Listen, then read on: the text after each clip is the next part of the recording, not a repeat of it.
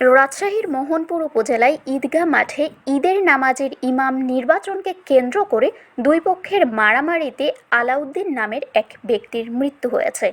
শনিবার রাত ৮টার দিকে উপজেলার কেশরহাট পৌরসভার সাকোয়া গ্রামে এই ঘটনা ঘটে। নিহত আলাউদ্দিন সাকোয়া গ্রামের মৃত মালাবক্সের ছেলে। ঘটনার পর থেকে দুপক্ষ মুখোমুখি অবস্থান নেওয়ায় এলাকায় থমথমে পরিস্থিতি বিরাজ করছে। এ সময় একটি মোটরসাইকেলে আগুন দেওয়ার ঘটনাও ঘটেছে।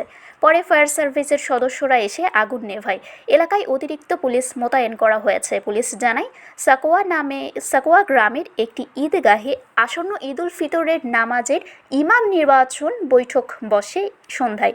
এই নিয়ে দুই পক্ষের মধ্যে উত্তেজনা ছড়িয়ে পড়ে। এই সময় দুই পক্ষের মধ্যে মারামারি বেঁধে যায়। এতে আলাউদ্দিন নামের এক ব্যক্তির মৃত্যু হয়।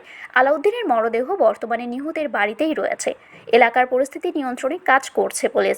এ বিষয়ে মোহনপুর থানা পুলিশের ভারপ্রাপ্ত কর্মকর্তা এস.এম. মঈনুদ্দিন জানায়, ঈদগাহ মাঠে ঈদের নামাজের ইমাম নিয়োগকে কেন্দ্র করে দুই পক্ষের মারামারিতে আলাউদ্দিনের মৃত্যু হয়েছে।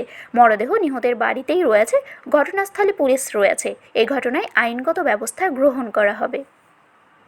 শারমিন শিমু, বরেন্দ্র টেলিভিশন।